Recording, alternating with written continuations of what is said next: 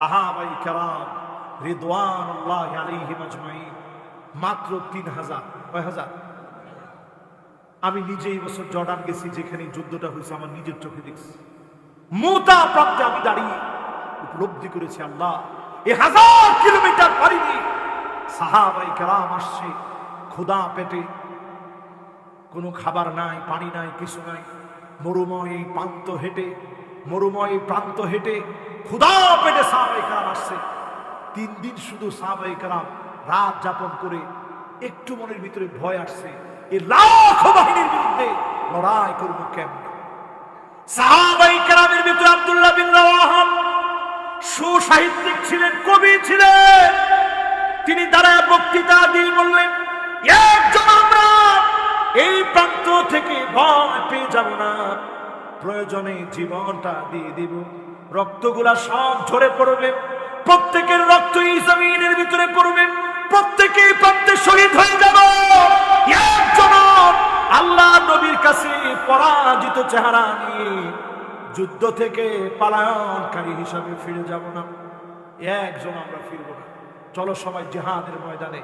প্রাণবন্ত এই বক্তৃতায় সবার প্রাণ ফিরেছে, জিহাদের দিকে ধাবিত হয়েছে। প্রাণান্তকর লড়াই করতে করতে যায়েদ বিন হারেসা রাদিয়াল্লাহু তাআলা আনহু শহীদ হয়ে গেছে। জোরে বলেন আল্লাহ।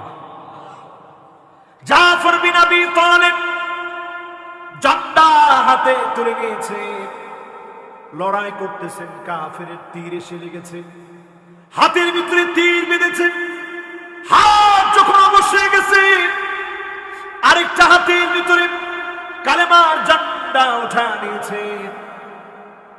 আল্লাহর হাবিবের সাহাবী আরেকটা হাতের ভিতরে ঝান্ডা উঠায় নিয়েছে।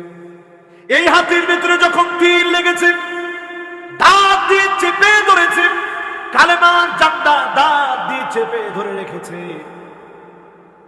কালেমার ঝান্ডা যখন দাঁত দিয়ে চেপে ধরে রেখেছে, জাফর বিন আবি তালিব বুকের ভিতরে যখন তীর লেগেছে, জমিনের ভিতরে লুটিয়ে পড়েছে, কালেমার পতাকা ছাড়ে নাই।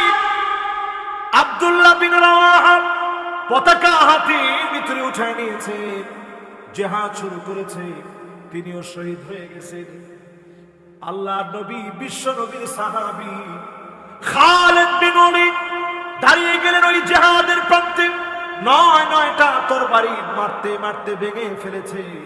ছোট একটা তরবারি নিয়ে প্রাণান্তকর লড়াই করেছে, ইয়ামানি একটা ছুরি দিয়ে কাফেরদেরকে কচু কাটা করেছে।